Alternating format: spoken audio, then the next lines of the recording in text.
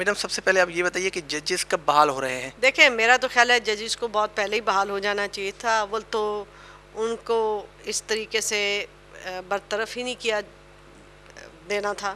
یہ ایک میں سمجھتی ہوں غیر قانونی، غیر آئینی، غیر اخلاقی قدم تھا. اب کیونکہ جب یہ اتنے کمپلیکس معاملات ہیں تو پولیٹیکل پارٹیز آپس میں لگی ہوئی ہیں، کوئی نہ کوئی فارمولا مجھے امید ہے ضرور نکالیں گی. اور اگر نہیں نکال سکیں گی تو میرا خیال ہے کہ اگر ججز بحال نہیں ہوں گے اور یہاں پہ عدلیہ نہیں ہوگی مضبوط تو جمہوریت بھی شاید نہ چل سکے. اچھا، تو ابھی آپ نے دیکھا کہ میاں نواز شریف اور آصف علی زرداری صاحب میں مذاکرات کے 3 دور ہوئے دبئی میں، اور کہا جا رہا ہے کہ ابھی حتمی طور پر کوئی ان کا اتفاق تو ہو گیا ہے لیکن ابھی واضح صورتحال نہیں ہے. تو آپ بتائیں کہ کیا اب ممکن ہے کہ ججز کی عمر کم کرنے کے بغیر ہی وہ بحال ہو جائیں گے؟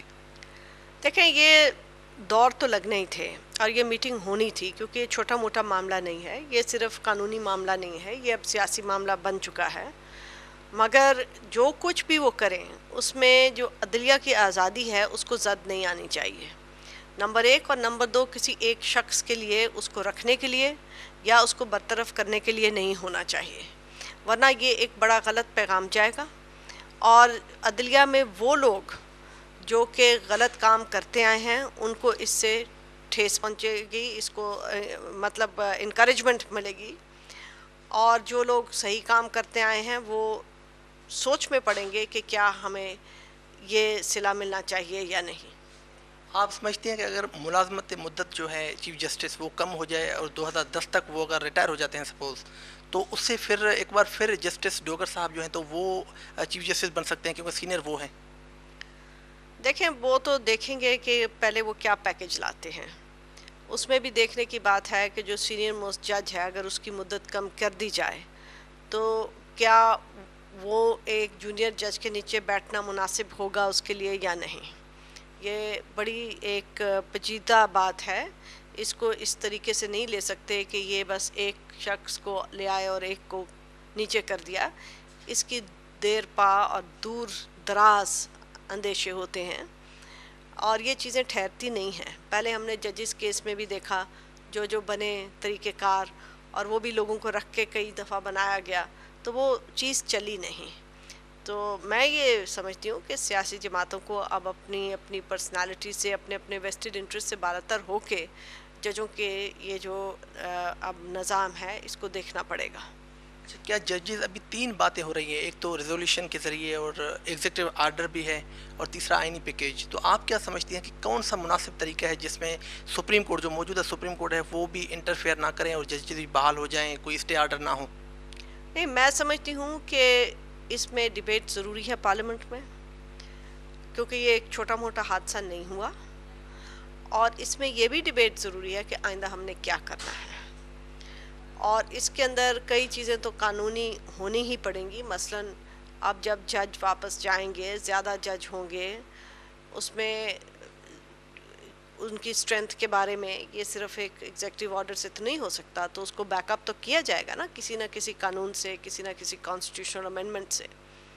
تو ابھی پھر آپ نے کہا کہ پارلیمنٹ میں ڈیبیٹ یا بحث ہونی چاہیے، تو نواز شریف صاحب جو ہیں تو وہ اعلان مری کے تحت بہت جلد بازی پھر کر رہے ہیں، کیا یہ پھر صحیح ہے تاثر؟ میں نہیں سمجھتی کہ وہ جلد بازی کریں. انہوں نے ایک پرنسپل طے کیا اور وہ پرنسپل صحیح تھا ان کا، کہ جس طریقے سے ججوں کو برطرف کیا گیا اور اس کے پیچھے جو ایک رویہ تھا وہ نہایت غلط تھا. اگر ہم جمہوریت سے آگے چلنا چاہتے ہیں تو وہ غیر جمہوری عمل کو ڈیناؤنس کرنا پڑے گا. ابھی بھی دیکھیں لوگوں کے دل میں بہت رنجش ہے. لوگ یہ سمجھتے ہیں کہ جو عامر تھے ان کو برطرف کرنا چاہیے تھا، مگر آپ نے دیکھا کہ عامر واپس آتے جا رہے ہیں. عامر جو ہیں وہ پائپ لائن پہ دستخط کر رہے ہیں، عامر جو ہیں وہ بیانات دے رہے ہیں، کانسٹیٹیوشن کی بات کر رہے ہیں اور انصاف کی بات کر رہے ہیں، جبکہ انہوں نے کبھی کوئی ایسا کام اپنے ہوتے ہوئے کوئی انصاف پہ یا اصولوں پہ رکھ کے نہیں کیا. اچھا میڈم، سپوز آئینی پیکیج کے ذریعے یا کسی بھی طرح دو بڑی جماعتیں ہیں ملک میں، پاکستان پیپلز پارٹی اور نواز لیگ، اس بات پر اتفاق کر لیتے ہیں کہ ججز کی مدت ملازمت 5 سال ہونی چاہیے اور 68 سال اس کی ایج لمٹ، تو کیا یہ مناسب فیصلہ ہوگا؟ میں سمجھتی ہوں کہ میں بغیر دیکھے اس کے بارے میں بات نہیں کرتی ہوں، مگر میں اس وقت آپ جو پوچھ رہے ہیں کوئی بھی ایسا فیصلہ مناسب نہیں ہوگا جہاں پہ ایک شخص کو پروٹیکٹ کیا جائے اور ایک شخص کو جو ہے وہ ڈسکریج کیا جائے. یہ میرے حساب سے کوئی مناسب فیصلہ نہیں ہے. اچھا، آج کل کہا جا رہا ہے کہ ایوان صدر جو ہے وہ سازشوں کا ایک گڑھ بنا ہوا ہے، تو آپ کے خیال میں ایسا کچھ ہے، سازشیں ہو رہی ہیں؟ دیکھیں مجھے تو یوں لگتا ہے جیسے اسٹیبلشمنٹ ابھی بھی پاور میں ہے. آپ اگر دیکھیں تو ان کی کتنی قوت ہے، ان کے ابھی بھی لوگ بیٹھے ہوئے ہیں. اور صدر صاحب تو ایک کمپلسو انٹریگر ہیں، وہ بیٹھے ہیں، وہ کر رہے ہیں. اب سیاسی پارٹیاں، خاص طور پہ پیپلز پارٹی کی جو ایک لائن ہے وہ کنفیوزڈ ہے. ہمیں نہیں سمجھ آ رہی کہ وہ جمہوریت کو اگر آگے لے جانا چاہتے ہیں، جو ان کی جد و جہد رہی ہے اور ان کو لے جانا چاہیے، تو اس کے ساتھ ایک ایسا صدر جس کو قوم نے برطرف کیا، جو کہ غیر آئینی طریقے سے بیٹھا ہوا ہے، اس کی بالادستی کیسے مانی جائے گی؟ تو اچھا، اگر ججز کے بحالی کے معاملے پر یہ جو ڈیڈ لاک ہے آج کل، وہ اگر برقرار ہے یا اس میں کوئی کامیابی بریک تھرو نہیں ہوتی، تو کیا آپ سمجھتی ہیں کہ پھر یہ جو حکمراں اتحاد ہے اس میں بھی کوئی شگاف پڑ سکتا ہے؟ دیکھیں شگاف تو پڑے گا، صرف یہ نہیں کہ بھئی آپ کی الائنس ٹوٹے گی، شاید نہ ٹوٹے، مگر یہ ضرور ہوگا کہ ایک سسپیشن ہوگی، بد امنی ہوگی، لوگوں میں بھی ہوگی، اور اس کا سب سے بڑا جو نقصان ہوگا وہ پیپلز پارٹی کو خود ہوگا.